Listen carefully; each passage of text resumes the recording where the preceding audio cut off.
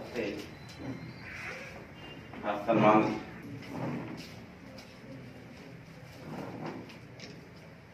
सम्मान चिन्ह पहिला मानवाधिकार करारनामा हे आपल्या सर्वांसाठी अतिशय आदरणीय आहे. ज्यांचं नाव आहे माननीय सरदार लड्डू सिंह महाजन. इनके बारे में मैं ये कह सकता हूँ वे इतिहास रचते हैं, वे नए पथ का निर्माण करते हैं जिनमें होती है जिंदा दिली. राह पर चलते तो अनेक हैं, परंतु किसी को साथ लेकर चलना अपने आप में निराला काम है. ये निराला काम गत अनेक वर्षों से सरदार लड्डू सिंह महाजन कर रहे हैं, जिनके बारे में शायर कहता है, यूं तो अकेला है निकला था जानिब मंजिल, मगर लोग जमते गए और कारवां बनता गया. मानवीय मूल्यों और सद्गुणों के खजाने से भरा जीवन है इनका. परोपकार की भावना और निस्वार्थ सेवा से ओतप्रोत स्वभाव है इनका. इनकी सामाजिक गतिविधियों पर नजर डाले तो पता चलता है कि सरदार लड्डू सिंह महाजन ने तत्कालीन नगर पालिका का पहला चुनाव वर्ष 1974 में लड़ा और बतौर नगर सेवक चुनकर आए. उसके बाद वह 1985 तक नगर सेवक रहे. उसके बाद दोबारा 1991 से 1996 तक नगर सेवक रहे. सचखंड गुरुद्वारा बोर्ड के प्रधान के तौर पर पहले चरण में वर्ष 1984 से 1991 तक और दूसरे चरण में वर्ष 1994 से 1996 तक काम किया था. गुरुता गति के त्रिशताब्दी समारोह को लेकर गठित प्रशासनिक समिति के चेयरमैन के तौर पर वर्ष 2003 से 2009 तक काम किया. पिछले 30 वर्षों से शांति समिति के सदस्य होने के साथ ही विशेष कार्यकारी अधिकारी के तौर पर महाजन साहब ने 1987 से 2009 तक वो कार्यरत रहे. मसीरा साहब बीदर के आजीवन वो सदस्य हैं. इसके अलावा गाड़ीपुरा स्थित बालाजी मंदिर, सेंट्रल गुरुद्वारा साहिब हैदराबाद, जीजा माता धर्मशाला ट्रस्ट नांदेड़ की भी वो आजीवन सदस्य मनोनीत है. नांदेड़ की सांस्कृतिक धरोहर माने जाने वाले कला मंदिर के भी महाजन ट्रस्टी हैं. इसके अलावा उनके द्वारा सिख वेलफेयर एसोसिएशन की स्थापना वर्ष 2010 में की गई थी, जिसके माध्यम से समाज के गरीब लोगों की मदद की जाती है. दशमेश हजूरी सेवा सोसाइटी, गोदावरी मित्र मंडल, दशमेश धार्मिक विद्यालय गढ़पुरा नांदेड़ वे संस्थापक भी हैं. स्वामी रामानंद तीर्थ मराठवाड़ा विश्वविद्यालय के अधीन चलने वाले श्री गुरु गोविंद सिंह अध्ययन और रिसर्च सेंटर के भी वो समन्वयक हैं. सरदार लड्डू सिंह महाजन देखने को मिलेंगे, जिसका काम इतना बढ़िया है. इस काम को देखते हुए अभी कुछ सालों पहले जब हमारे लाल कृष्ण अडवाणी जी को प्रधान हुआ करते थे, उनके हाथों मैडम को राज्य स्तरीय समाज रत्न पुरस्कार से सम्मानित किया गया. इसके अलावा नांदेड़ से शासकीय जो हमारा सम्मान होता है 2021 का अहिल्याबाई होळकर पुरस्कार से भी उनको सम्मानित किया गया. दिगंबर जैन समाज की तरफ से 1997 में सुर रागिनी के सम्मान से उनको सम्मानित किया गया. आदर्श नारी, झांसी की रानी, इंदिरा गांधी सद्भाव पुरस्कार, ध्रुव तारा, मारवाड़ी रत्न, आदर्श माता पुरस्कार, पुलक मंच पुरस्कार, सलाहकार समिति, कई समिति ऐसे है जिसके मैडम जो है सदस्य है, जिसमें सुंदरलाल साहू जी जिंतूर अर्बन बैंक है, अर्बन ब्लड बैंक के मैडम डायरेक्टर हैं, आदिनाथ पदपीढ़ी संस्था के मैडम उपाध्यक्ष हैं. संभाजी ब्रिगेड नांदेड़ की तरफ से 2018 में इनको जो है मराठवाड़ा रत्न पुरस्कार से सम्मानित किया गया है. नागपुर में 2016 में आदर्श नारी पुरस्कार से इनको सम्मानित किया गया है. इतना ही नहीं, सुंदरलाल जी सावजी बैंक नागपुर की तरफ से नारी रत्न पुरस्कार से इनको सम्मानित किया गया है. नांदेड़ पुलिस विभाग की तरफ से इनका जो काम है उसको देखते हुए विशेष व्यक्ति महत्व के पुरस्कार सम्मानित किया गया है. शंकरलाल चौहान स्मृति पुरस्कार अष्टपैलू व्यक्ति महत्व के नाम से उनको दिया गया है. इसके बाद जैन जो महासमिति है उसके वर्किंग प्रेसिडेंट है. अखिल भारतीय ग्राहक मंच के एक्स प्रेसिडेंट मैडम रह चुके हैं. दिगंबर जैन महासमिति महाराष्ट्र के उपाध्यक्ष हैं. राजस्थानी महिला मंडल के एडवाइजर हैं. मारवाड़ी महिला मिड टाउन युवा मंच की भी एडवाइजर हैं. और संध्या छाया वृद्धाश्रम जिसकी मैंने बात की है उसके मैडम सेक्रेटरी हैं. और इतना ही नहीं, राष्ट्रीय मानव अधिकार संसाधन विकास संस्था के जिला अध्यक्ष हैं. बीएचआर बैंक के सलाहकार समिति के मेंबर है मैडम. ग्राहक संरक्षण कक्ष के एक्स मेंबर रह चुके हैं मैडम. और वृद्धाश्रम जो ताराबाई बदुलाल जैन वृद्धाश्रम नांदेड़ है उसके सचिव तथा संस्थापिका भी मैडम है. महिला सहायक कक्ष, महिला दक्षता समिति जो है 2002 से 14 तक की उसके मेंबर रह चुके हैं मैडम.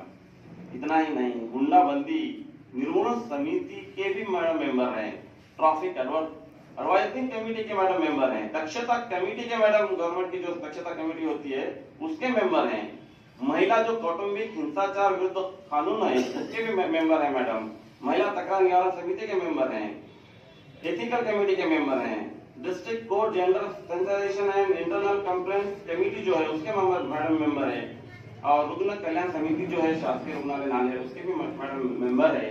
इनका काम इतना ज्यादा है कि मैं 5 मिनट में आपके सामने नहीं रख सकता, इसके लिए मुझे लगता है 2 घंटे की जरूरत पड़ेगी।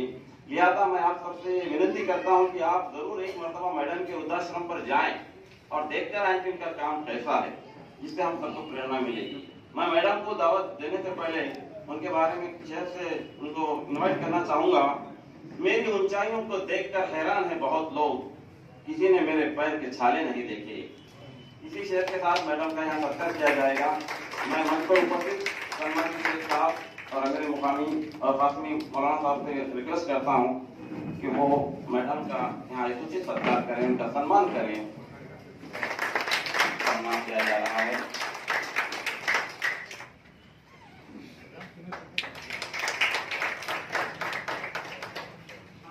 समाज सेवकांचं नाव आणि त्यांचा परिचय आपल्या समोर करून देणार आहे। अर्थातच ते आपल्या सोबत मंचावर उपस्थित आहेत आणि अतिशय अभिमान वाटतोय त्यांचं नाव घेत असताना, त्याचा परिचय करून देत असताना।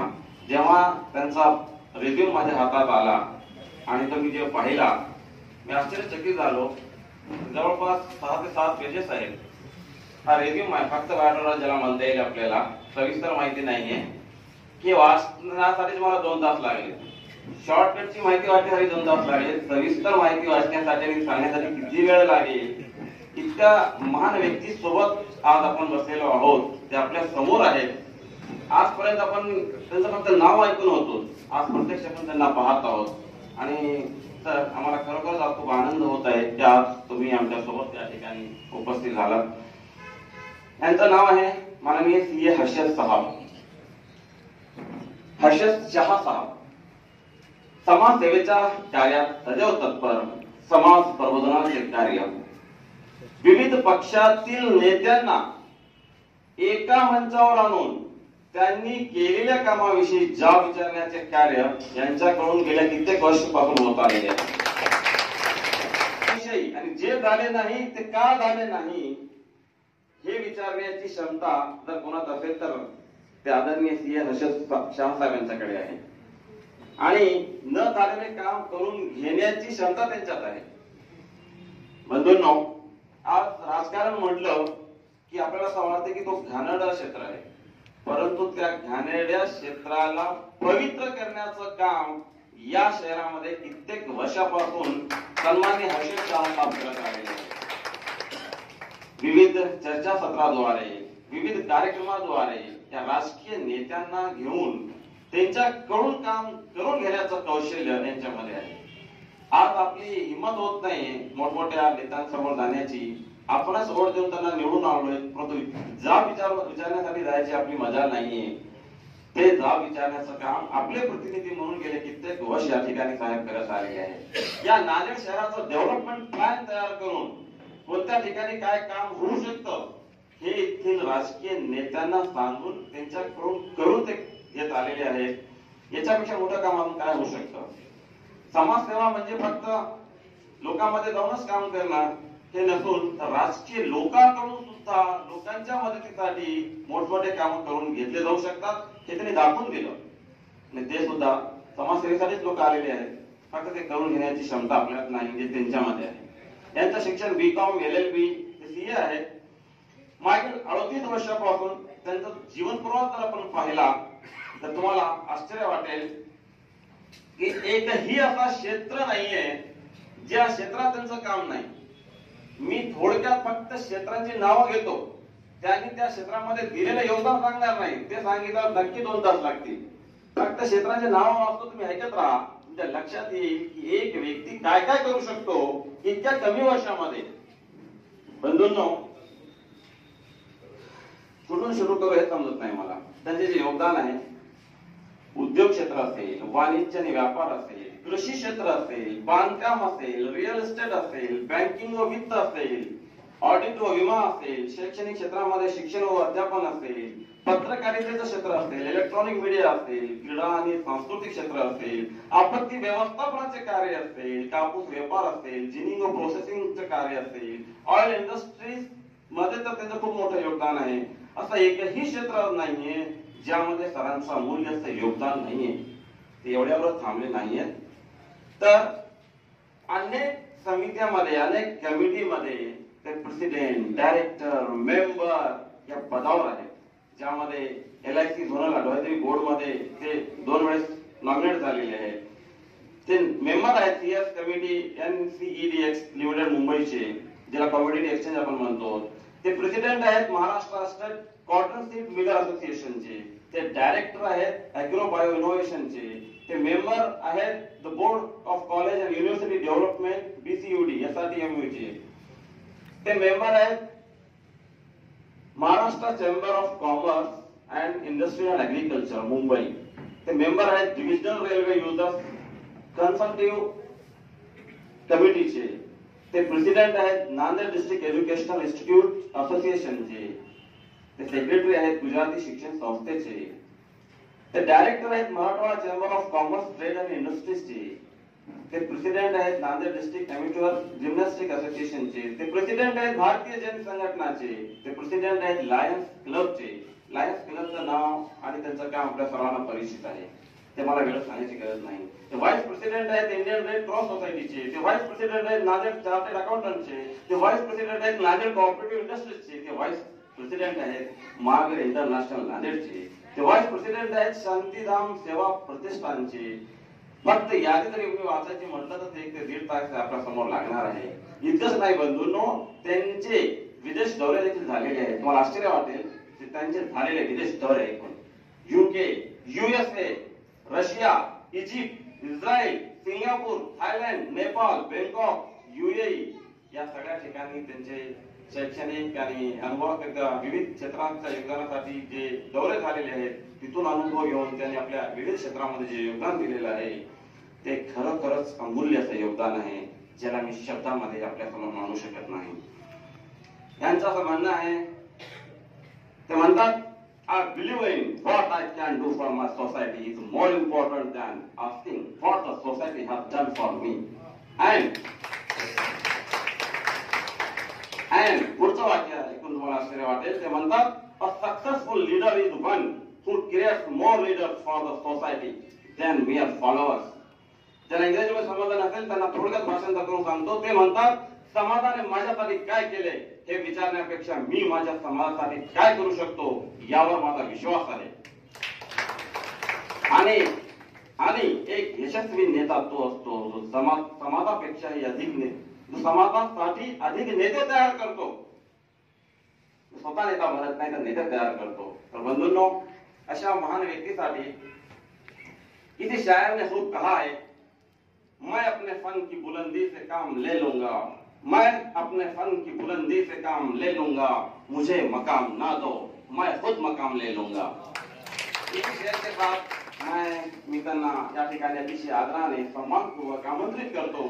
मंचावर उपस्थित आमचे प्रमुख पाहुणे आदरणीय शेख साहेब, मौलाना हाफिज साहेब, अमीर मुहामी सर्वांनी यांचा यथोचित असा या ठिकाणी सत्कार करावा.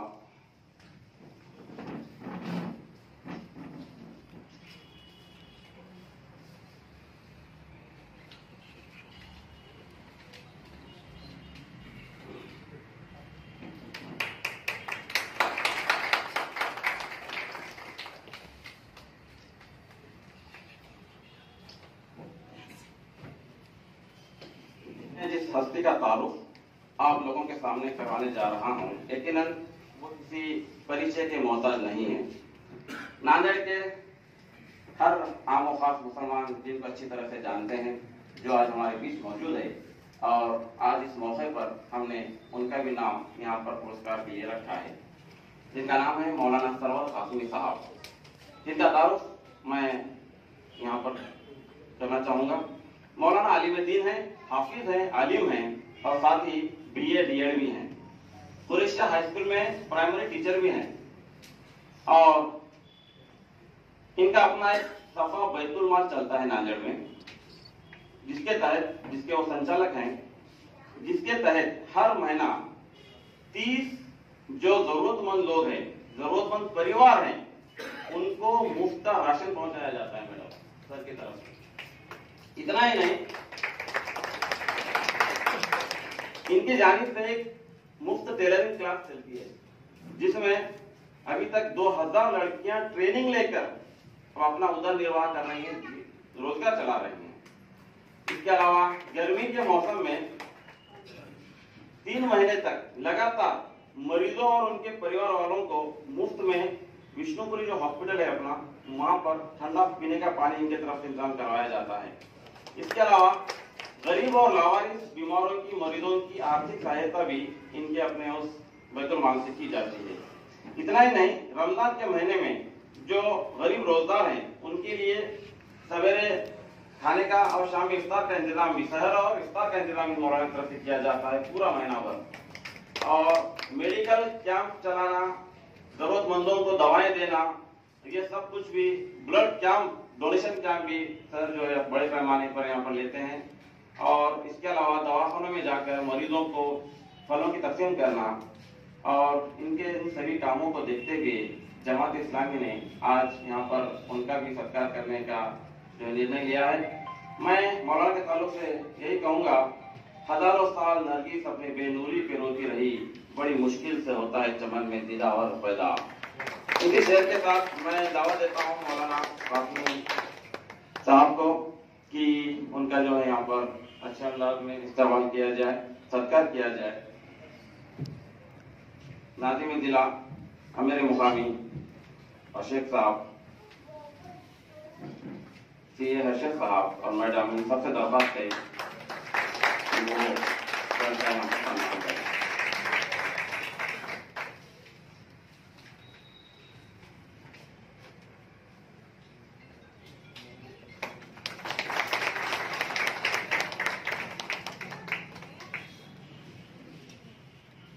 धन्यवाद।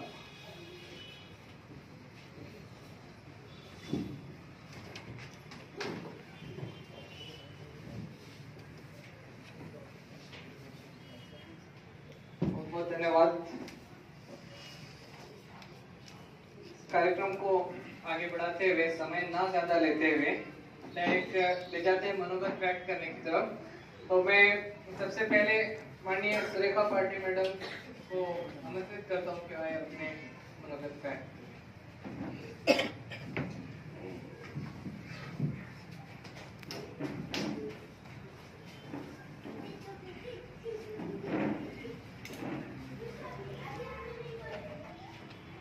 सभी को मैं अपना नमस्कार कहते हुए, आज हमारा यह मानवाधिकार का प्रथम अंतर्राष्ट्रीय घोषणा पत्र एवं जमात इस्लाम हिंद संगठन की ओर से जो हम लोगों को आज सम्मानित किया गया है, उसके लिए मैं तहे दिल से इन सभी का शुक्रिया अदा करती हूँ कि आपने हम लोगों में वो बातें देखी जो ऐसे लगता है कि मधुबन खुशबू देता है, सागर सावन देता है, जीना उसका जीना है जो औरों को जीवन देता है।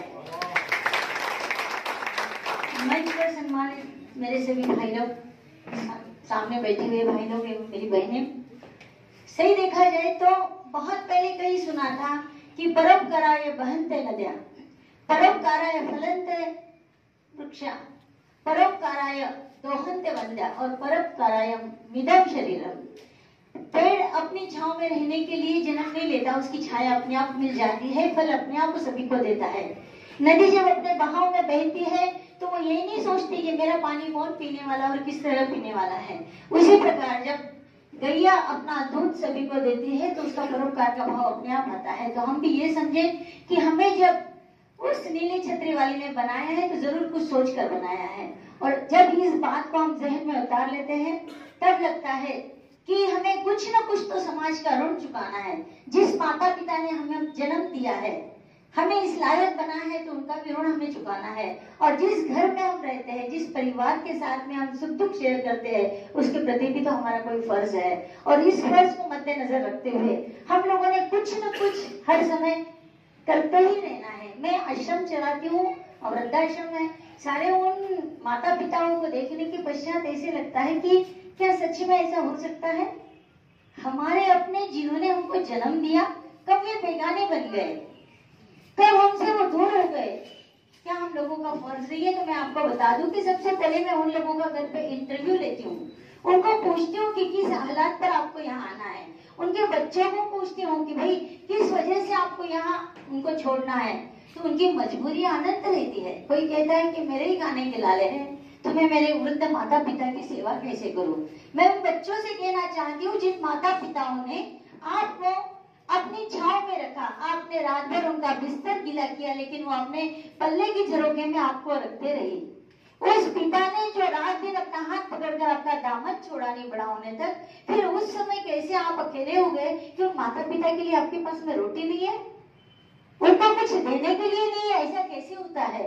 अभी क्या कहते हैं, यह है मॉडर्न ग्लोबलाइजेशन का जमाना।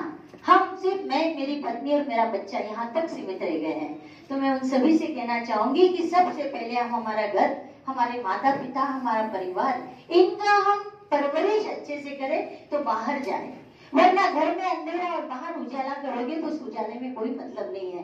तो किसी अमिताभ जी गुप्ता जब एसपी साहब थे यहाँ पर, उन्होंने कहा था कि कौन कहता है कि आसमान में छेद हुआ नहीं करते, कौन कहता है कि आसमान में छेद हुआ नहीं करते, एक पत्थर तबीयत से तो उछालो यार। अगर हम सच में कोशिश करते हैं तो क्या नहीं होता। मुझे कई बार सोचने पर मजबूर हो जाती हूँ मैं। मराठी में एक कहावत है की मरताना असं वाटलं आयुष्य असंच वाहून गेलं, मरताना असं वाटलं आयुष्य असंच वाहून गेलं, मला जगायचे म्हणत असताना ओ जगणं तर राहूनच गेलं।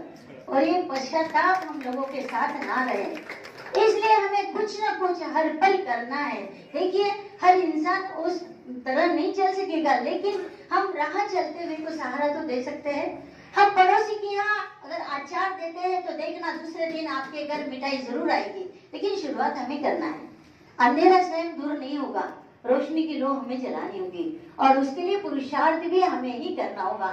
तो मैंने देखा है हमारे भाई साहब संचलन करते समय, सबका परिचय देते समय ऐसे लग रहा था कि पता नहीं उनको आज क्या क्या कहना है। और इंसान जब दूसरों की बड़ाई करता है तो उसके लिए भी उसे जिगर चाहिए।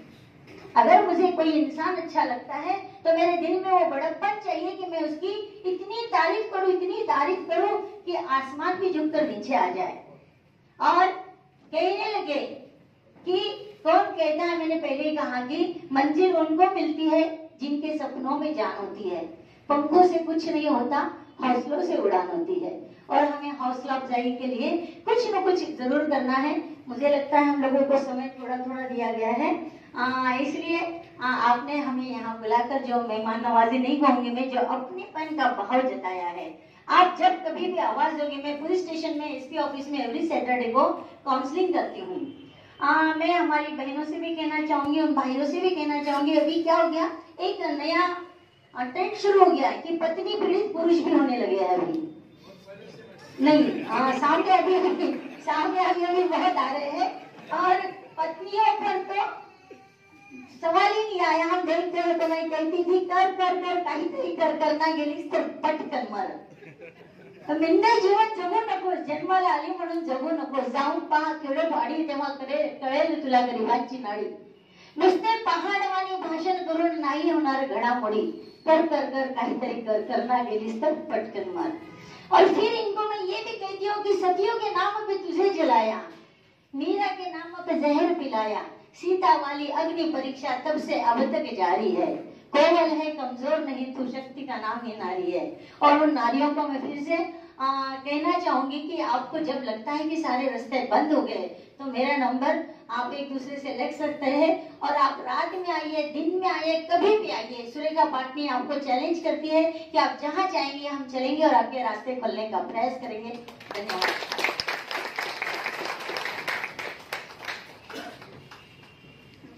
धन्यवाद मैडम।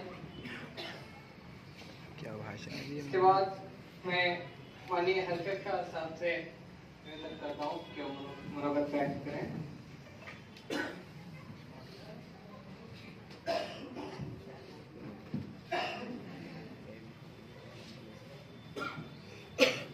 आदरणीय मंच और उपस्थित सभी भाइयों बहनों,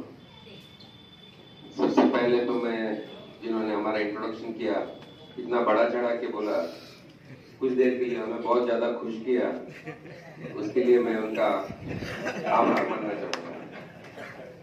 मुझे पता नहीं कि हमको ये अवार्ड क्यों दिया गया, क्योंकि जो विषय है उसके बारे में उन्होंने कुछ भी नहीं कहा। मैं समझता हूँ, और मैं शुरुआत इस चीज से कहना चाहूंगा कि शायर ने अच्छा कहा है, अपने लिए जिए तो क्या जिए, तू जिए दिल जमाने के लिए। एक छोटा सा वाक्य मुझे याद आता है, एक स्कूल में ऐसे ही बच्चों को पढ़ा रहे थे, एक शिक्षक मशहूर थे, कुछ काम कर रहे थे, बच्चा सुन नहीं रहा था, बार बार आके पूछ रहा था। तो उस बच्चों को एक काम देने के लिए शिक्षक ने बुलाया उसको, और भारत का नक्शा लेकर किया और उसके टुकड़े करके उसको दिया और कहा कि भाई ये भारत जो इतने राज्यों में बटा है, तो इसको जोड़ के बता जब तक मैं मेरा काम कर लेता हूँ। शिक्षक को लगा ये इतना बड़ा भारत देश, इतने जात पात में बटा हुआ, इतने भाषाओं में बटा हुआ है, इसको जोड़ने को शायद इसको 3-4 घंटे लग जाएंगे, मेरा काम हो जाएगा। दे दिए बच्चे को टुकड़े, 3 मिनट बाद बच्चा दौड़ता है, सर हो गया काम। सर परेशान हो गए, बोले ये इतना कैसे 3 मिनट में तूने कैसे जोड़ दिया भारत को? उसने बोला मुझे भारत को देखा ही नहीं, उस टुकड़े के पीछे 2 इंसान के चित्र थे, मैंने इंसान को जोड़ा, भारत अपने आप जुड़ गया। आज हम इस दौर से गुजर रहे हैं कि यहाँ इंसान को इंसान से जोड़ने की जरूरत है, और इसमें जिन लोगों ने जो काम किया है, जैसा कि काब्य साहब का काम बताया, उम्र के 80 साल में भी वो आज 40 साल की उम्र का काम करते हैं, दिन रात काम करते हैं। यही नहीं, सवेरे 6 बजे स्विमिंग पूल पे आते हैं, स्विमिंग करते हैं वो, कहते ये जो बेटी। और उनके पास जब आप उनके हॉस्पिटल में जाएंगे तो देखेंगे कि मानव सेवा क्या होती है, रुग्ण सेवा ही ईश्वर सेवा जो कहते हैं, उसका जीता जाता सबूत है। तो डॉक्टर काब्य साहब के पास के हॉस्पिटल में अगर आप जाएंगे तो मुझे लगता है कि ये जो पहले अवार्ड दिया है, बिल्कुल सही अवार्ड दिया है, मैं कहना चाहूंगा और अभिनंदन करना चाहूंगा कि इस मंच का, कि उन्होंने बिल्कुल योग्य व्यक्ति को इनाम दिया है। दूसरा हमारे झांसी की रानी को भी दिया है, उन्होंने आज बहुत कम बोला, उनको डर था कि बाकी वक्त ज्यादा बोलेंगे, और मुझे डर था कि उनके बैटिंग के बाद मेरा नंबर लगा है, मेरा क्या हाल होगा। समाज में काम करते हो, जो लोग कहते हैं हमारे पास वक्त नहीं, मुझे लगता है कि वो बहाना बनाते हैं। वक्त तो उसी को नहीं होता है जिसके पास करने की बहुत इच्छा होती है और वो वक्त निकाल भी सकता है। आइए, लड्डू सिंह जी के चिरंजीवी यहाँ आए हैं, तो मैं सिर्फ इतना कहना चाहूंगा कि समाज में काम करते वक्त हम आसपास देखते हैं तो ऐसे बहुत से फील्ड है कि जहां पर हम अपना कंट्रीब्यूशन दे सकते हैं। जरूरी नहीं है कि हम हमारे पैसे से कंट्रीब्यूशन दें, चाहे तन से भी दे सकते हैं, मन से भी दे सकते हैं, धन से भी दे सकते हैं। कुछ उदाहरण मैं देना चाहूंगा कि नांदेड़ में एक नेरली कुष्ठधाम है, वहां पर पहले कुष्ठ रोगी थे, भगवान की दया से वहां पर आज एक भी कुष्ठ रोगी नहीं है, लेकिन वहां के जो रोगी है जो अच्छे हो गए हैं, उनको फिर भी उसके परिवार वाले एक्सेप्ट नहीं करते हैं। ऐसे 28 के करीब वहां पर रुकना है। उसके बाद इतना बड़ा इंफ्रास्ट्रक्चर होने के बाद वहां के मैनेजमेंट ने सोचा कि क्यों ना हम कुछ नया सोशल एक्टिविटी करें, और पिछले 3 साल से वहां पर एक मेंटल रिटार्डेड मतलब मानसिक विकलांग बच्चों की एक हॉस्टल शुरू की है, कि जिनको माँ बाप को सबसे बड़ी दिक्कत होती है, जब तक स्कूल में बच्चा रहता है हॉस्टल में रखते हैं, गवर्नमेंट 11 साल तक 11वीं तक उसको 10वीं तक उसको रखती है, लेकिन सही दिक्कत होती है 18 साल के बाद। उस बच्चे का फिजिकल ग्रोथ होता है, शारीरिक ग्रोथ तो हो जाता है, मानसिक विकास नहीं होता है। ऐसे वक्त उसको 24 घंटे अटेंड करने की जरूरत पड़ती है। अगर उसके कैलोरीज इतने बर्न नहीं हुए और अगर उसको अटेंड नहीं किया गया तो वायलेंट हो जाता है, घर में कुछ भी तोड़ फोड़ कर सकता है, किसी को मार सकता है, खुद को भी ईजा पहुंचा सकता है। तो ऐसे वक्त उनके माँ बाप को उनको छोड़ना पड़ा, छोड़कर बड़ी तकलीफ होती है। तो उनके लिए एक हमने एक हॉस्टल वहां पर शुरू किया है। आज की तारीख में 24 बच्चे वहां पर पढ़ रहे हैं और उनका पूरा खर्चा अपने उस ट्रस्ट की तरफ से उठाया जाता है, और वो सभी समाज के लिए है, कोई आर्थिक बंधन नहीं है। वहां पर पूरी छूट है, अगर आप में से कोई भी आके वहां देख सकता है, और जिस तरीके से वो खुशी में रहते हैं, क्योंकि उनका एक ही है कि जितना उनको एंगेज रखेंगे उनके काम में, मोनोटेनियस काम में। आप ये दिवाली के टाइम में जो दीवे देखते हैं उसका कलर का काम करते हैं, गुलदस्ते फूलों के बहुत अच्छे गुलदस्ते वो बनाते, पिछले 7-8 साल से कई जगह पर अपने जो गुलदस्ते कपड़े के जो जा रहे हैं वो लोग वो बच्चे बनाते हैं। प्रसाद के लिए जो ड्रोन मिलते हैं वो भी वो बच्चे करते हैं। ऐसे उनको एंगेज करने का ज्यादा से ज्यादा प्रयास वहां पर कर रहे हैं। दूसरा, जैसे आपके ऑर्गेनाइजेशन है, हम लोग भी और मैडम भी है उसमें हमारे साथ, भारतीय जैन संगठन में पिछले 30 साल से जुड़े हुए हैं। वो भी एक एनजीओ है लेकिन सभी के लिए काम करती है। उसके कुछ 2-3 मैं एग्जांपल देना चाहूंगा। हाल ही में कोरोना में आपने देखा होगा कि लोग घर पे बैठे रहते थे, तो हमने एक शुरू किया कि अभियान, एक एम्बुलेंस, हमारे रेड क्रॉस की एक गाड़ी थी और दूसरी गाड़ी लेके डॉक्टर तुपचादारी, हर कॉलोनी में हमने डॉक्टर्स की टीम, 12 डॉक्टर्स जो कोरोना छोड़ के बाकी की बीमारियों का इलाज करते थे और उसकी दवाइयां भी हमने मुफ्त में दी। करीब 1 महीना तक रोज वो गाड़ी हम सभी ग्रामीण में भी और स्लम एरिया में चलाते थे, क्योंकि आप डॉक्टर के पास जा नहीं सकते। डॉक्टर के पास गए तो डॉक्टर अटेंड नहीं करता था, दरवाजे के बाहर से बात करता था और वो चिट्ठी दे देता था कि आप दवाई ले लो। दवाई उस टाइम पे बड़ी मुश्किल होती थी और आर्थिक भी बिगड़ती थी, तो हमने वो एक काम किया। दूसरा एक सबसे बड़ा एक काम हुआ है उस दौरान हमारे कि जैसे भूकंप आया था लातूर में, नेपाल में भी भूकंप आया था, गुजरात में भी भूकंप आया था, तो उस वक्त उनके बच्चों की हालत बहुत खराब हो जाती है और एम्प्टी माइंड से डेविल माइंड कहा जाता है। 3 बच्चों को बहुत जल्दी मेन फ्लो में लाने के लिए ऐसे 6000 बच्चों को दत्तक लिया गया और पूना में जो हमारे स्कूल है वहां पर उन बच्चों को रख के उनकी पूरी परवरिश, उनका पूरा खर्चा सोसाइटी ने उठाया। हाल ही में जो कोरोना हुआ, नांदेड़ से 54 बच्चे गए हैं कि जिनके माँ बाप कोरोना में मर गए हैं, जो अनाथ हो गए हैं, उनको कोई देखभाल करने वाला नहीं है, उनको एडॉप्ट करके उन बच्चों की परवरिश भी वहां पर कोथरूड में एक स्कूल है हमारे, वो बीजेएस की, वहां पर उनको रखा गया है। और सबसे बड़ा विषय है कि लड़कियों की सेफ्टी के बारे में कहा जाता है कि लड़कियां आजकल, महिलाएं सेफ नहीं है, तो स्मार्ट गर्ल के द्वारा माध्यम से हर स्कूल में जाके पहले तो हमने नांदेड़ के कई 8.5 जिले के 850 टीचर्स को ट्रेन किया, क्योंकि होता यह है कि लड़कियां सिर्फ टीचर के साथ खुल के बात कर सकती है। अपने घर में अपने भाई को अपनी शिकायत करेगी तो वो मारपीट करने का डर लगता है उसको। अगर अपने पिताजी से कुछ कहेंगे तो वो स्कूल से, कॉलेज से निकाल देंगे। अगर माँ को कहेगी तो माँ बोलेंगे गुपचुप सह ले, 2-4 साल है, उसके बाद तेरे को कौन सा कॉलेज में जाना है, स्कूल में जाना है, तो वो दिल के दिल में घुटते हैं। तो ऐसे वक्त में वो शेयर कर सकती है अपने अनुभव या अपनी शिकायत को टीचर के साथ, तो टीचर से उसका मानसिक रूप से उसको कैसे मजबूत करे, उसका एक ये किया। और मुझे कहने को बड़ी खुशी हो रही है कि नांदेड़ जिला परिषद ने भी उस प्रोग्राम को एक्सेप्ट किया था और नांदेड़ के करीब 1.5 लाख लड़कियों तक पहुंचे और 3 दिन का वो कैंप रहता है। उसमें वो इतने खुल जाते हैं और उनका जो डर रहता है वो निकल जाता है। दोस्तों, दुनिया उतनी भी खराब नहीं है जितना लोग कहते हैं, और ये बात सही है कि दुनिया अच्छी भी नहीं है। अगर आप हिफाजत खुद के नहीं करते हैं तो बच नहीं सकते हैं। तो ऐसे में उनको मानसिक रूप से कैसे सक्षम किया जाए, उसका भी एक प्रयास इस माध्यम से हुआ था। पानी का एक काम हमने बहुत बड़ा किया कि आपने आमिर खान का पानी फाउंडेशन का नाम सुना होगा सबने। पानी फाउंडेशन के साथ हमने जुड़ के गांव-गांव में पानी का जो वाटर लेवल जो कम होता है उसको बढ़ाने के लिए प्रयास किया। उस गांव के 15% पहले गांव के लोगों ने उसमें श्रमदान करना चाहिए ताकि उसको सेंस ऑफ ओनरशिप आए कि मैंने भी कुछ कंट्रीब्यूट किया है। जब 15% काम उस गांव का हो जाता है, चाहे कोई तालाब का गाल निकालने का हो, चाहे ट्रेंचेस खोदने का हो, चाहे तालाब बनाने का हो, चाहे नाला सीधा करने का हो, पानी जो बरसात का बह के चला जाता है नदी के माध्यम से समंदर में, उसको रोक के जमीन का लेवल बढ़ाने के लिए प्रयास किया। उसमें 85% काम पोकलैंड लगा के पूरे महाराष्ट्र में 1600 पोकलैंड चला के ये मैसिव कार्य किया गया और उसके फलस्वरूप बहुत जगह का पानी जो 600 फुट नीचे चला गया था आज 100 फुट तक आ गया है। काफी बोर रिचार्ज हो गए। आप अगर देखना है तो कलम्बर है, वड़ेपुरी है, यहाँ के भूकर है, इसके जगह पर आप देख सकते हैं। कुछ जिले ये हुए और ये काम की केंद्र सरकार ने नोंद ली। और शिक्षक, मुझे कहने को बड़ा खुशी हो रही है कि इस साल नीति आयोग ने 15,000 करोड़ रुपए दिए हैं 100 डिस्ट्रिक्ट को पानी के लिए सेल्फ सफिशिएंट करने का एक प्रोजेक्ट लिया है बीजीएस के साथ, भारतीय जैन संगठन के साथ उसका टाइप हुआ है और सौभाग्य से अपना नांदेड़ जिला भी उसमें आ रहा है। बहुत जल्द हम नांदेड़ में भी पूरे 16 तालुका में पानी का काम और इसमें हर कम्युनिटी को फायदा होगा। मैं अपील करना चाहूंगा कि आप लोग अगर हमारे साथ जुड़ते हैं इस काम में तो बहुत खुशी होगी। ज्यादा से ज्यादा लोगों को अवेयर करना है, गाड़ निकालना है, खेतों में डालना है, उनकी जमीन की और उपजाऊ हो जाएगी, उनको भी फायदा होगा। और जमीन में अगर पानी बढ़ेगा, स्टोरिंग कैपेसिटी बढ़ेगी तो इसका फायदा पूरे समाज को, पूरे सोसाइटी को, पूरे देश को होगा।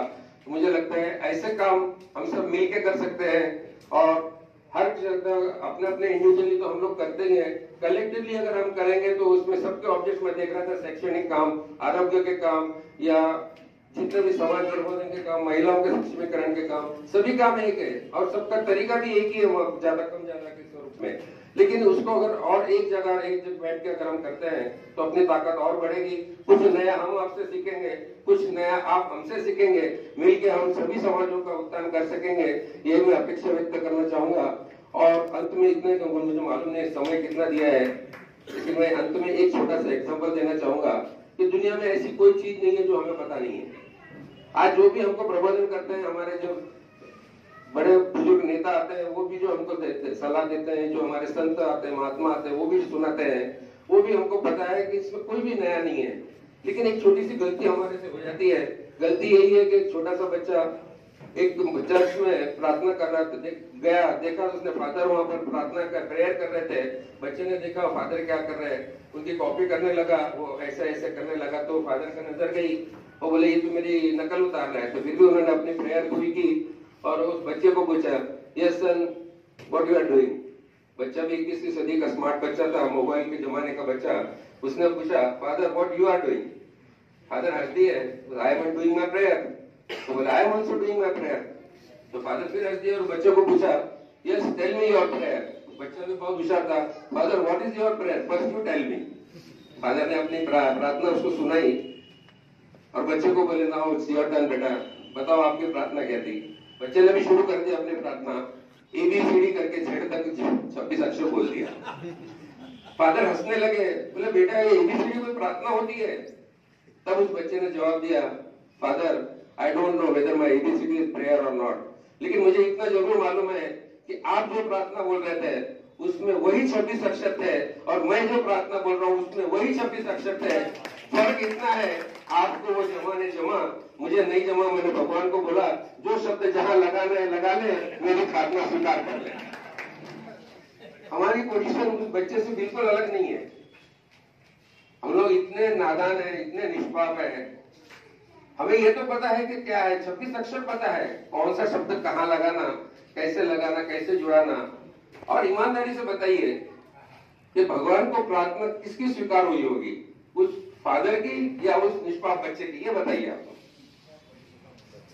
बिल्कुल हमारी प्रार्थना भी भगवान स्वीकार करेगा। जरूरत है पत्थर, जैसा मैडम ने बताया, एक पत्थर तो तबीयत से उछालो यारो। और लोग क्या करते हैं वो सोचने के बदले मैं क्या करता हूँ ये अगर सोचे तो धीरे धीरे मेरे लाइक माइंडेड लोग मेरे साथ जुड़ेंगे। और अगर जो नहीं भी जुड़ते हैं तो उससे फर्क नहीं पड़ना है, कोशिश करना जो अपना काम है, हम लोग निरंतर कोशिश करते रहेंगे। काम अच्छा हो तो इस तरह का आपसे जो एप्रिसिएशन मिलता है उससे काम करने वालों को और उत्साह बढ़ेगा। और मैंने ये मेरे ख्याल से तीसरा या चौथा प्रोग्राम है, फारूक भाई तीसरा प्रोग्राम है नहीं, मैंने देखा है, नजदीक से देखा है काम इनका। तो मैं एक बार उनको भी अभिनंदन करना चाहूंगा कि आज मानव अधिकार के दिन इन्होंने इतना अपना कीमती समय निकाल के इस तरीके से लोगों को, क्योंकि आजकल लोग किसी को अप्रिशिएट करने में भी कंजूसी बरतते हैं। किसी को शुभेच्छा देना हो तो जाने तो क्या देना है, व्हाट्सएप या फेसबुक पे या आप सोशल मीडिया पे भी देखते हैं। किसी का जन्मदिन हो तो पैशनेट का हाथ में भी उसको विश करने को भी अभी मानसिकता नहीं है। ऐसे इसमें इस तरीके का माहौल बनाने के लिए मैं आपके पूरे मैनेजमेंट कमेटी को बहुत बहुत अभिनंदन करना चाहूंगा और मुझे इतना कीमती वक्त दिया उसके लिए आपका शुक्रगुजार करते हुए ऐसे ही काम करने की आप सबको भी प्रेरणा मिले और हम सब मिलके समाज का उत्थान के लिए, अपने राष्ट्र के उत्थान के लिए मिलके काम करें, यही शुभेच्छा के साथ मेरे शब्दों को विराम देता हूँ। धन्यवाद। धन्यवाद सर। सर ने अपने और काम गिनाकर हम लोगों को और भी ज्यादा प्रभावित कर दिया है। लेकिन जैसे सर ने कहा कि आने वाले दिनों में हम सर के कांटेक्ट में रहेंगे, सर हमारे कांटेक्ट में रहेंगे और मिलजुल कर कुछ काम अच्छे करने की हम लोग कोशिश करेंगे इंशाअल्लाह। थोड़ी देर पहले मैंने सम्माननीय सरदार लड्डू सिंह महाजन साहब को परिचय करवाया था। उनके प्रतिनिधि, उनके सुपुत्र यहाँ पहुंच चुके हैं, उनका यहाँ पर सम्मान किया जाएगा। तो बड़े आदर से मैं उनके जो सुपुत्र हैं सम्माननीय गुरमीत सिंह महाजन, पिता लड्डू सिंह महाजन, इनको यहाँ आमंत्रित करता हूँ और मंच को विनती करता हूँ कि वो इन्हें यहाँ पर पुरस्कार से सम्मानित करें।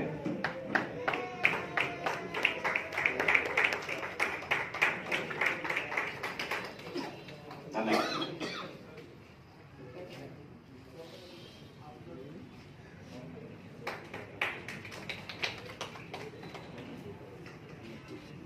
मैंने अभी थोड़ी देर पहले डिटेल में सर का परिचय करवाया था, सरदार लड्डू सिंह महाजन साहब का, उनको यहाँ सम्मानित किया जा रहा है। मैं विनती करता हूँ गुरमीत सिंह साहब से कि वे स्टेज पर तशरीफ रखें।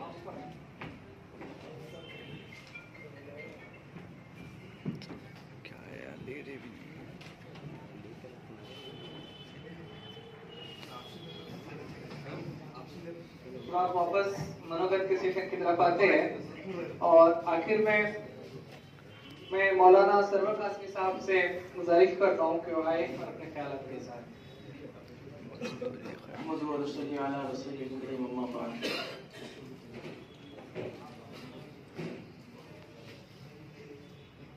मुअज़्ज़ज़ मेहमान खुसूसी,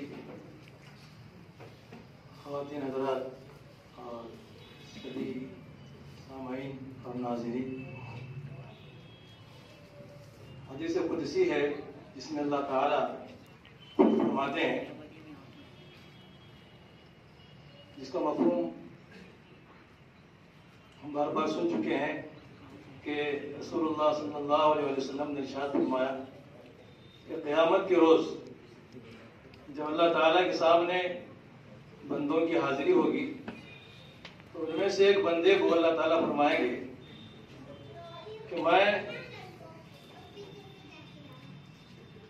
भूखा और प्यासा था और भूख की हालत में मैंने तुझसे मदद मांगी थी, लेकिन तूने मेरी मदद नहीं की, मेरी भूख मिटाने की कोशिश नहीं की। बंदा कहेगा, अल्लाह आप तो सारे कायनात के अकेले मालिक हैं, आपको कैसे भूख लग सकती है?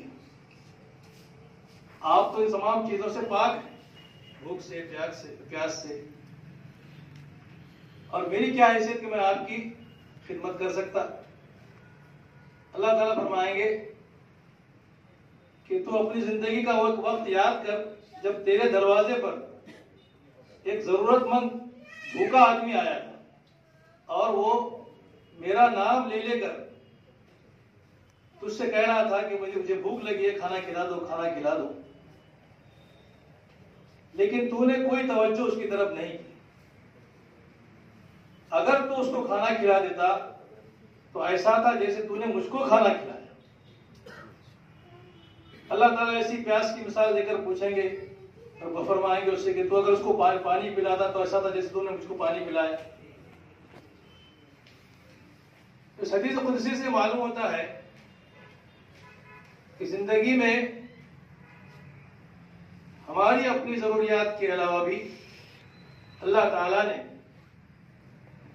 बहुत से ऐसे जरूरतमंदों को दुनिया के अंदर पैदा फरमाया है जिसकी देखभाल की जिम्मेदारी हमारी है। सफा बैतुल माल हमने कायम किया। मुझे बहुत खुशी हो रही है कि आज जो मैडम का तारुफ हुआ, दरअसल मेरे दिमाग में भी वही बात थी कि मैं बूढ़ों के लिए कोई आश्रम खोलूं। मुझे बहुत तकलीफ होती है जब मैं बेचारे बूढ़ा लोगों को, बूढ़ी औरतों को, बिल्कुल जिनके बाद सफेद हो चुके हैं, इतने कमजोर हो चुके हैं कि वो अपने पैरों पर उठकर चलने में भी बहुत दिक्कत महसूस करते हैं, परेशानी होती है उनको।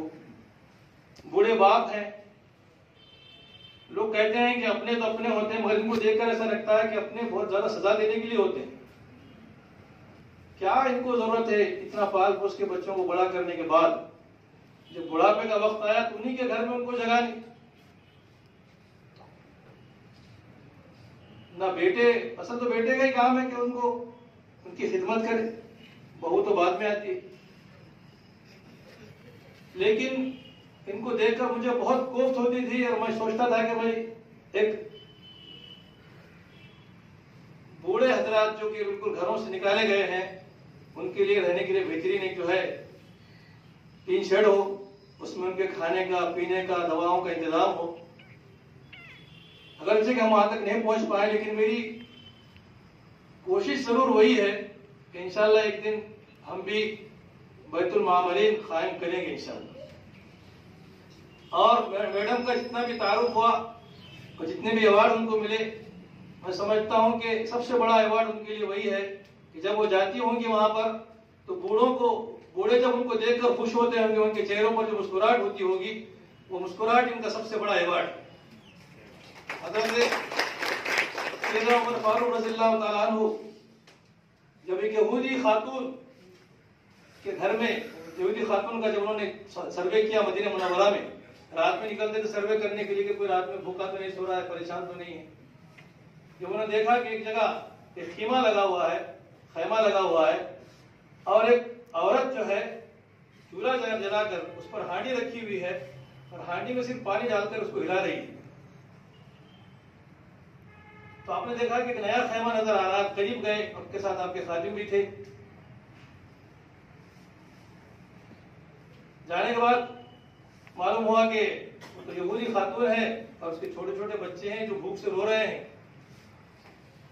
आपने पूछा क्या पका रहे हैं इसके अंदर, तो मालूम हुआ कि इसके अंदर तो कुछ भी नहीं, खाली पानी डाला हुआ है और बच्चों को बहलाने की कोशिश की जा रही है कि कुछ ना कुछ पक रहा है, ताकि बच्चे इस उम्मीद पर खेलते खेलते सो जाएं हमारी माँ खाना पका रही है। हज़रत उमर रज़ियल्लाहु ताला अन्हु हालांकि आदि 2/3 दुनिया के बादशाह थे, अमीरुल मोमिनीन थे, और ऐसे अमीरुल मोमिनीन थे कि जिनसे एक आम आदमी भी बात कर सकता था, बल्कि उन पर एतराज भी कर सकता था। तो बहरहाल वो गए अपने बैतुल माल में और बैतुल माल से सामान लिया खाने पीने का और खुद अपनी पीठ पर उसको रखा और वहां पहुंचाया और अपने हाथ से हांडी के अंदर जो है सामान पकाने का जो भी डालते हैं वो डाला। जब खाना तैयार हो गया, खाना खा लिया बच्चों ने, खाना तैयार हो गया तो दूर बैठे रहे। बच्चे खाना खा चुके तो किसी ने पूछा आप क्यों बैठे हैं, आप अब तो आपका काम हो गया, आपने खाने पीने का सामान पहुंचा दिया, खाना भी तैयार हो गया, बच्चे खा लेंगे। फरमाया जैसे मैंने इन बच्चों को रोते हुए देखा था, खाना खाने के बाद मैं उनको हंसते हुए भी देखना चाहता हूँ। तो ये जो मुस्कुराहट सुरेखा मैडम को मिलती होगी, यकीनन वो बहुत काबिल मुबारकबाद है। और जैसे हर्षद सर, मैं भी उनको टीवी के जरिए से जानता हूँ कि मैंने उनकी बहुत सी डिबेट देखी है। बहुत जिगर वाले आदमी हैं, निडर है, बेखौफ किस्म के आदमी हैं, बहुत अच्छे सवालात करते हैं और बहुत ज्यादा उनके अंदर जो है तब्दीली का एक जो है ख्वाब है, उसको पूरा करना चाहते हैं। तो बहरहाल सफा बैतुल माल का भी हमने क़याम इसीलिए किया था। अभी हम जो अनाज पहुंचाते हैं ऐसी बेवाओं के घरों को पहुंचाते हैं, हर महीने को 14 तारीख को, जिनके घर में 2 या 3 बच्चे, उनके ऊपर जिम्मेदारी है और उनका शोहर का इंतकाल हो चुका है। एक घर का किस्सा मैं सुनाता हूं आपको। एक ऐसा घर है, कई घर है ऐसे, जिसमें एक औरत बेवा है, शोहर का इंतकाल हो चुका है, उसके 3 बच्चे हैं, 4 बच्चे हैं, जिसमें से 3 नाबिना है। एक बेटी की शादी की है, वो बेटी को 2 बच्चे हैं, उसमें से एक बच्चा जो है उसकी कमर काम नहीं करती तो जमीन पे सलेटा हुआ रहता, सारे काम उसके लेटे लेटे होते हैं, खाना पीना, पेशाब करना, सारा का सारा। वो भी तलाकशुदा है। बताइए कितने क्या हालात उनके गुजरते होंगे, किस तरह से वो जिंदगी गुजारते होंगे। एक मकान जो है इधर गोपाल नगर में है, एक ही मकान है मुसलमान का, बाकी सब जो है बहुत धर्म के लोग वहां पर रहते हैं, किसी ने उनको रहने के लिए दिया बेचारा।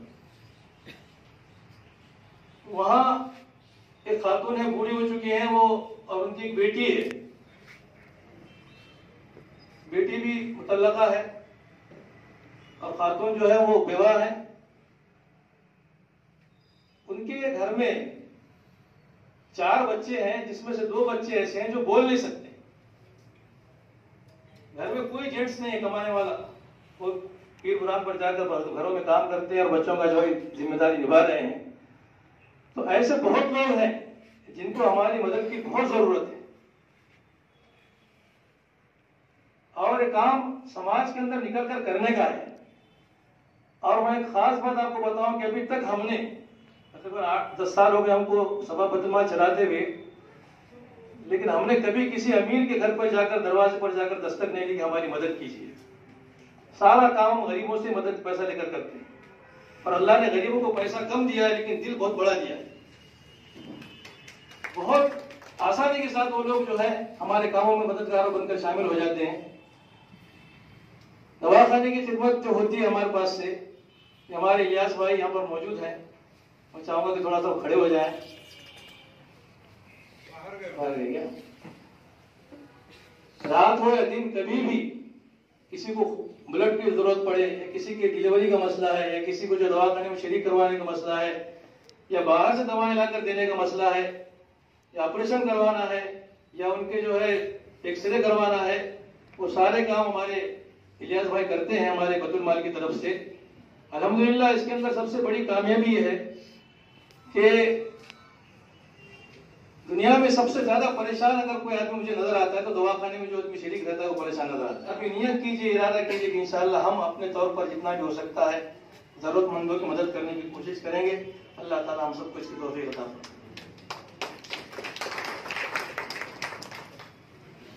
शुक्रिया।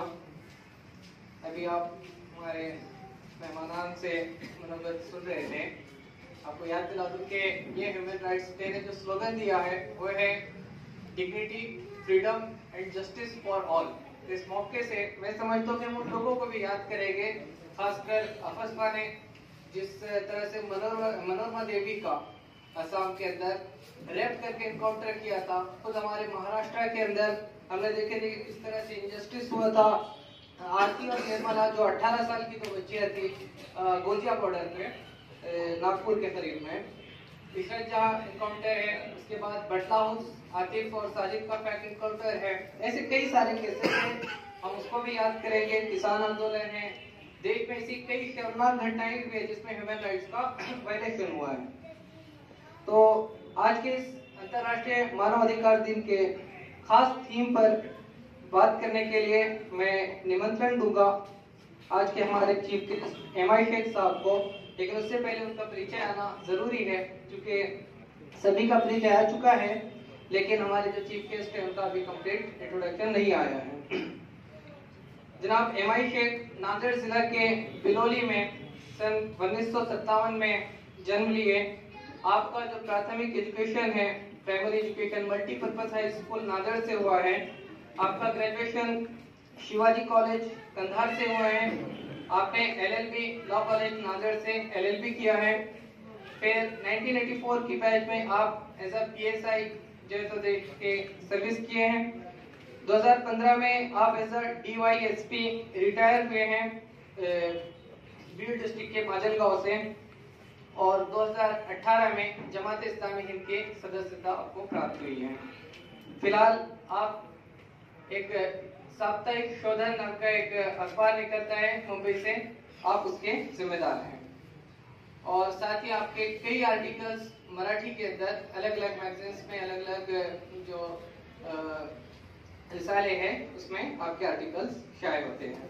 तो मैं माननीय एमआई शेख साहब से निवेदन करता हूँ कि वो आए और अपने विचार। अल्हम्दुलिल्लाह रब्बिल आलमीन वस्सलातु वस्सलामु अला रसूलिल अमीन व आलिहि व अस्हाबिहि अजमईन इला यौमिद्दीन। मंचावर उपस्थित सन्माननीय डिग्निटरीज आणि बंधू आणि भगिनींनो,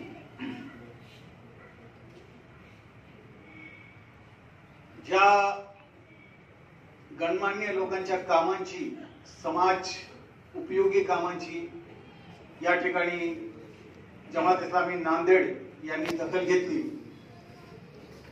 त्या सन्माननीय लोकांना सन्मानित करताना मी स्वतःला सन्मानित झालो असा एक भाव माझ्या मनामध्ये निर्माण झालेला आहे।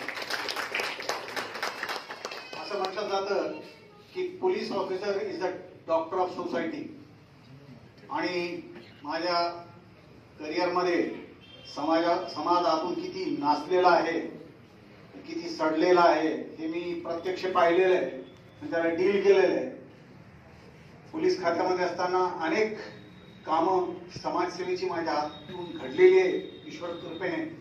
विशेष करून भोकरमध्ये 1992ला जेव्हा बाबरी मस्जिदची शहादत झाली होती त्यावेळेस भारत उभा आणि आडवा जळत होता, त्यावेळेस भोकरमध्ये एका हिंदूने एका मुसलमानाला थप्पड मारले नाही, एका मुसलमानाने एका हिंदूला थप्पड मारले नाही।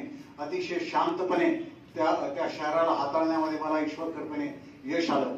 आता या पार्श्वभूमीवर की मला आपण इथे बोलवलं आणि ह्युमन राईट बद्दल बोलण्याची मला संधी दिली त्याबद्दल जमात इस्लामी हिंद नांदेडचा मी आभारी आहे. सुरुवात करतो मानवाधिकार म्हणजे काय. बेसिक थिंग की मानवाधिकार म्हणजे काय.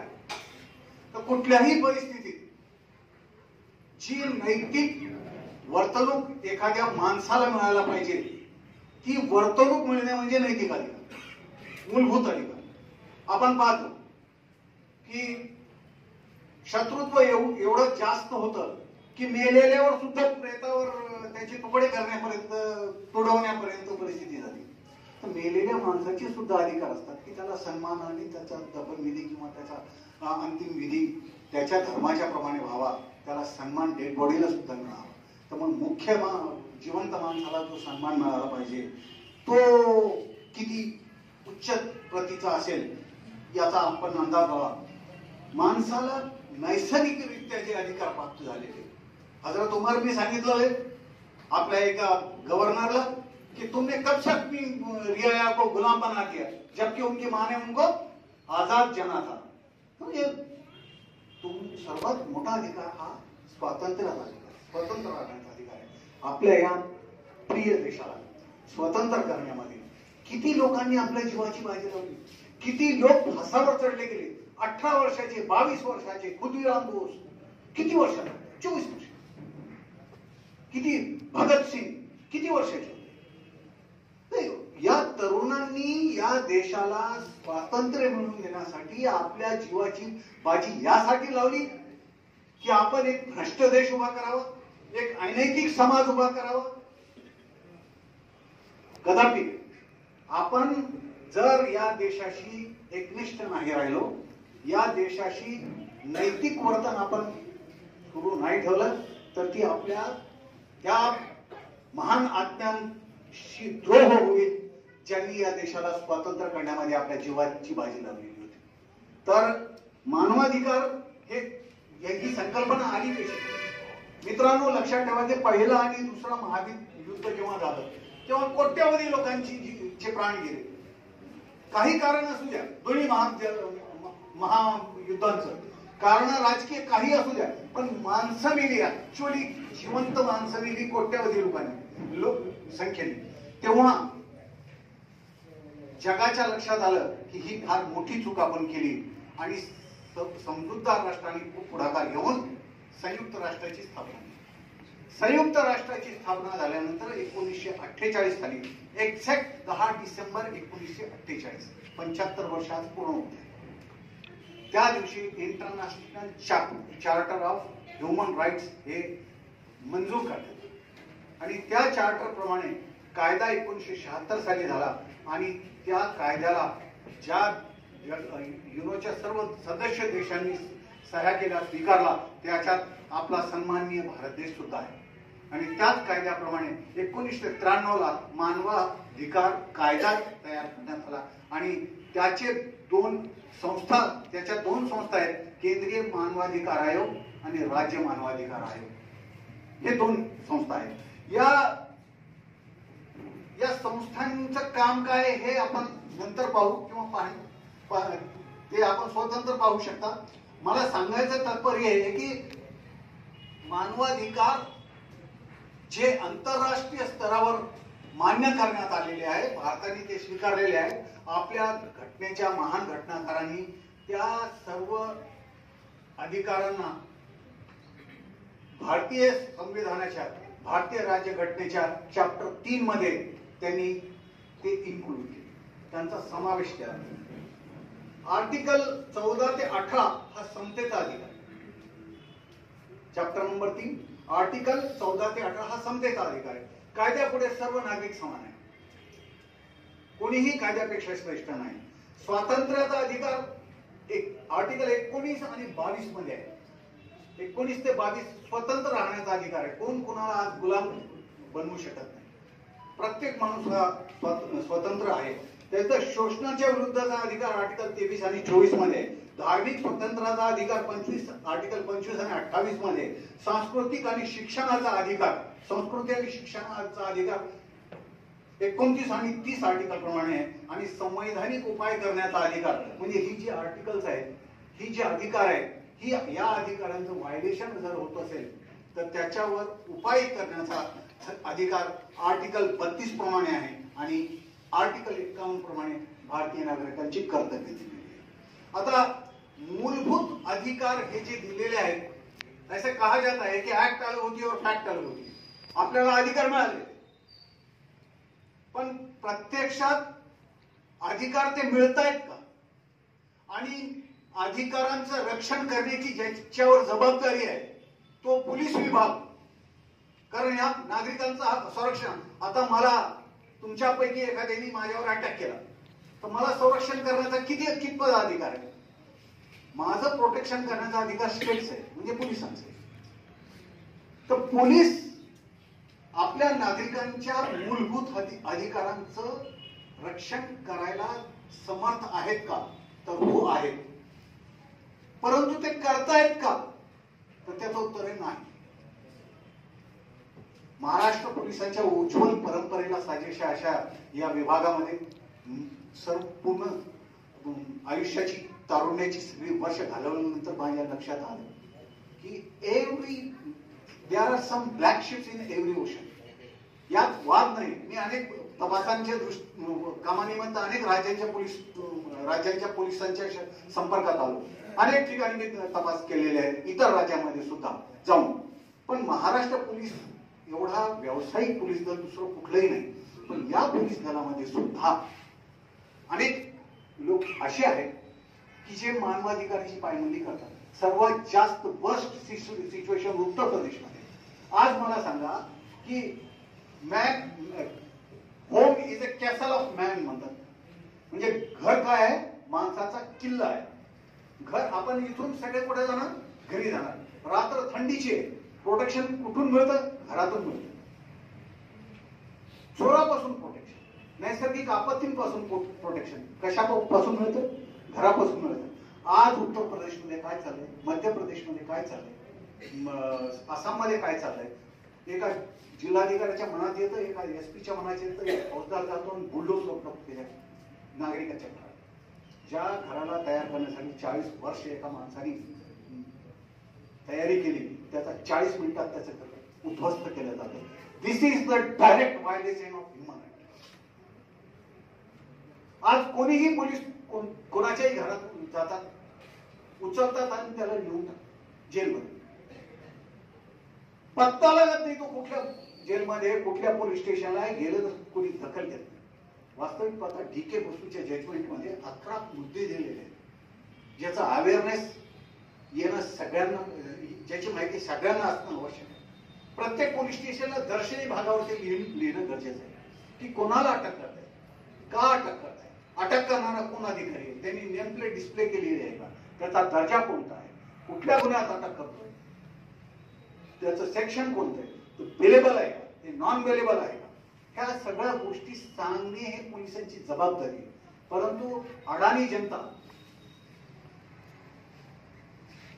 असल्यामुळं आणि अशिक्षित लोक असल्यामुळं ब्रिटिशांचा जो वारसा चालत आलेला आहे की पोलिसांनी जनतेवर अत्याचार करावे तर तोच वारसा अजूनही चालू आहे. बराच फरक पडला आता. परंतु अजूनही पोलीस खात्यामध्ये कुंपण शेख खात आहे अशीच परिस्थिती. त्यासाठी जनतेनी, पत्रकारांनी, शाह साहेबांसारख्या जिगरबाज लोकांनी पुढे येऊन समाजाचं प्रबोधन करणे आणि त्यांच्यासाठी पोलिसांपर्यंत त्यांच्या हक्कासाठी लढणे. तुमचे जमात इस्लामीचा APCR युनिट आहे त्या युनिटनी ऍक्टिव्ह होणं आणि सगळ्यांनी मिळून समाजातील तळागाळातल्या शेवटच्या माणसाला त्याचे हक्क मिळवून देण्यासाठी प्रयत्न करणे ही आज काळातली सगळ्यात मोठी गरज आहे. 10 डिसेंबरच्या निमित्ताने ही गोष्ट मी आपल्याला या गोष्टीची मी आपल्याला जाणीव करून देतो. हे जरी आपण केलं आणि किमान आपण वाचलं की अधिकार काय आहेत आपल्याला, त्या अधिकारांची पायमल्ली झाली तर आपल्याला कुठं जाता येतं. कधीही लक्षात ठेवा कायदा वेगळा असतो आणि संवैधानिक तरतुदी वेगळ्या असतात. कायदा भंग झाला आपण स्टेट कोर्टामध्ये जाऊ शकतो, पोलीस स्टेशन मध्ये जाऊ शकतो. पण संवैधानिक अधिकार, मूलभूत अधिकार जेव्हा त्यांचं हनन होतं तर ते स्टेट कडून. तुम्ही एखाद्या माणसाला अटक करू शकता का? नाही करू शकत, पोलीस करतात. त्याला एक संशयामध्ये 10 केसेस मध्ये टाकून देतो.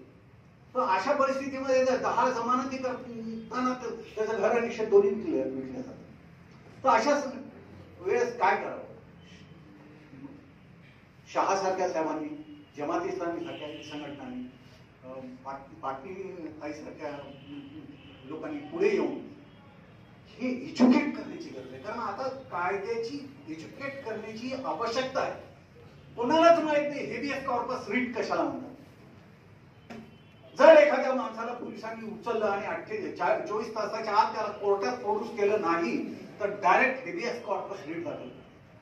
आणि हायकोर्टातून एसपीला नोटीस येते की या माणसाला तुम्ही तुमच्या फलाने अधिकाऱ्यांनी उचललेला आहे, तो कुठे आहे, समोर कोर्टाच्या हातात आपल्याला माहिती. त्याच्यामुळे आपण त्या पोलिसांच्याच मागे लागतो. एखादा नगरसेवक पकडतो, एखादा लीडर पकडतो, एखादा पत्रकार पकडतो आणि जाऊन आपलं तिथं आपण चुकीच्या मार्गाने प्रयत्न करतो. तर प्रश्न असा आहे की आपण जोपर्यंत सुशिक्षित होणार नाही, आपल्या अधिकारांची जाणीव जोपर्यंत आपल्याला होणार नाही, तोपर्यंत काहीही शक्य होणार नाही. मुळात पाटणीताई जे काम करतात, शहासाहेब जे काम करतात, जमात इस्लामी जे काम करतात, सफा बैतुल माल वाले जे काम करतात, या देशामध्ये असणाऱ्या असंख्य स्वयंसेवी संघटना जे काम करतात, ते काम कोणाचं आहे? सरकारचं आहे. सरकारला कळत नाही का?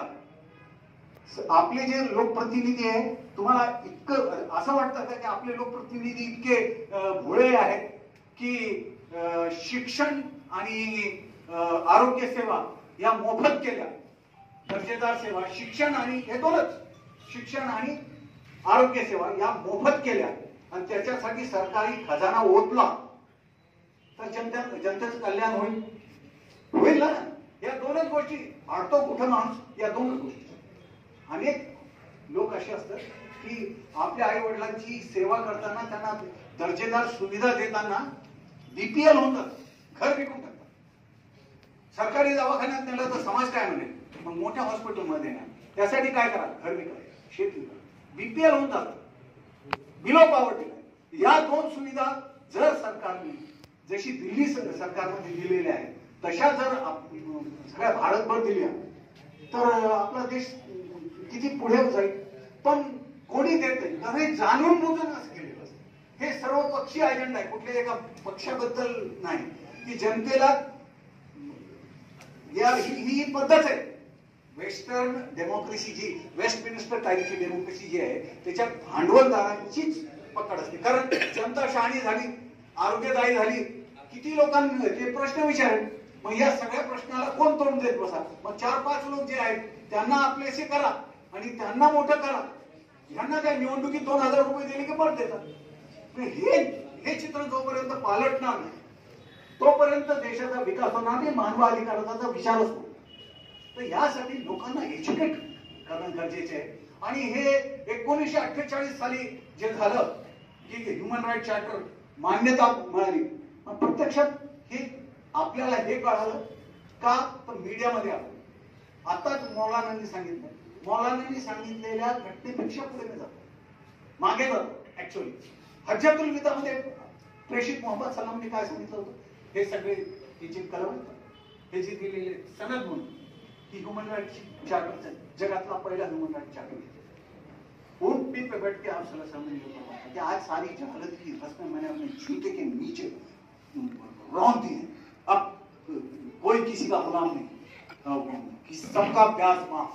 और एक व्याज, एका व्याजाने आज व्याज मुक्त सोसायटीच्या 100 कोटीचं टर्नओव्हर या ठिकाणी आहे. देशामध्ये जमात इस्लामच्या 52 शाखा आहेत, अब्जावधीचं टर्नओव्हर आहे. पण हे सरकार नाही करणार, कारण भांडवलशाहांना हे करायचं. समाजवादी जी व्यवस्था आहे ती उद्ध्वस्त केली.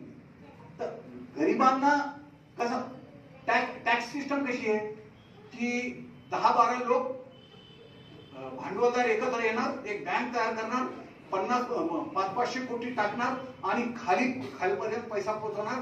गरजवंत ऑटो रिक्षावाला, टॅक्सीवाला, हातगाडीवाला त्याला ते कर्ज देणार. मग त्याच्याकडून ते काय करणार?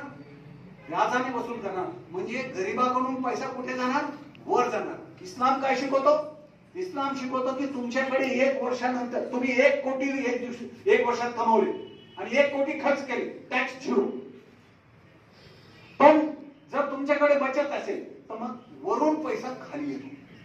प्रत्येक श्रीमंताच्या खिशातून 2.5% वर्षाला पैसा काढतो. म्हणजे टॅक्सेशन सिस्टम का जगामध्ये प्रत्येक टॅक्स एक तर इन्कम टॅक्स असतो, इन्कमवर टॅक्स असतो किंवा सेलवर टॅक्स असतो. आणि या दोन्ही गोष्टीमध्ये चोरी करता येते. पण इस्लामने बचतीवर टॅक्स लावला, खर्चावर नाही, बचतीवर टॅक्स लावला. बचत तुम्ही लपवू शकत नाही. तुम्ही बरोबर लपवत तुमच्या बायकोच्या नावावर राहील, बायकोच्या नावावर मुलाच्या नावावर राहील. बचत आहे. मग त्या बचतीचा 2.5% म्हणजे श्रीमंताच्या खिशातले 2.5% कुठे यायला लागले? खाली यायला लागले. आणि ते पैसे तुम्ही गरिबांना कर्ज म्हणून देऊ शकत नाही. जसं बँक कर्ज म्हणून देते, श्रीमंत लोक कर्ज म्हणून देतात, तुम्ही कर्ज म्हणून देत नाही, तुम्ही ती जकात म्हणून देतात. जकात म्हणजे त्याचा मालक करून टाकतो तुम्ही. हे ह्युमन राईट. माणसाला भीक दिल्यानंतर माणसं स्वावलंबी म्हणजे सन्माननीय होत नाही. माणसांना स्वावलंबी बनवलं पाहिजे, तेव्हा माणसं. आज आपल्या देशात 80 कोटी लोकांना मोफत अन्न दिल्याचा आपण अतिशय नेत्याकडून आपल्या स्वाभिमानानं सांगताना ऐकतो. ही लाजीरवाणी गोष्ट आहे. स्वाभिमानाची नाही. 75 वर्ष आज हे होऊन आपल्याला स्वातंत्र्य होऊन जर आपल्याला 80 कोटी लोकांना मोफत राशन द्यावं लागत असेल आणि त्यांच्या सन्मानाला पायाखाली चिरडून त्यांना भीक द्यावी लागत असेल तर याच्यासारखा लाजीरवाणापणा कुठला नाही, याच्यापेक्षा कर्तव्यपणा कुठला नाही. स्वातंत्र्य सैनिकाच्या आत्म्याची ती प्रताडना. तर मित्रांनो, आज या निमित्ताने पाटणीताई आणि बैतुल मालचे मौलाना सरवर साहेब किंवा जमात इस्लामी यांनी नैतिक होऊन जमणार नाही. सगळा समाज नैतिक व्हावा लागेल. कारण आपली नैतिकता किती आहे, आपण किती लोक, आपली शक्ती किती आहे. लक्षात ठेवा, शील विनय आदर्श श्रेष्ठता. शील विनय आदर्श श्रेष्ठता. तार बिना झंकार नहीं, शिक्षा क्या स्वर साध सकेगी, शिक्षा क्या स्वर साध सकेगी, घर नैतिक आधार नहीं. बड़े बड़े डूम स्कूल से निकलने वाले सबसे ज्यादा भ्रष्टाचारी है. बड़े बड़े 12 क्लास पढ़ के आने वाले सबसे बड़े भ्रष्टाचारी. तो सवाल क्या है की आपल्या देशाला आपल्याला नैतिक शिक्षा द्यावी लागेल आणि याची तयारी आपल्या माझ्या भगिनीची पहिली आहे. क्यों? प्रेषितांनी सांगितलंय, प्रेषित आपल्याला पोलिसांनी सांगितलंय की माँ की गोद बच्चे की पहिली दर्स करावी. तर या प्रसंगी आपण मला बोलवलं आणि ह्युमन राईट बद्दल अवेअरनेस करण्याबद्दल मला बोलण्याची आपल्याला संधी दिली. माझं काही चुकलं असेल तर मी क्षमा मागतो आणि पुन्हा एकदा जमात इस्लामी हिंद नांदेडचं आभार प्रदर्शन करतो की त्यांनी मला बोलवलं, माझा सन्मान केला आणि बोलण्याची संधी दिली. जय हिंद, जय महाराष्ट्र. इसके बाद अध्यक्ष के समारोह के लिए मैं शहर अध्यक्ष जमात इस्लामी शाखा नांदेड़ के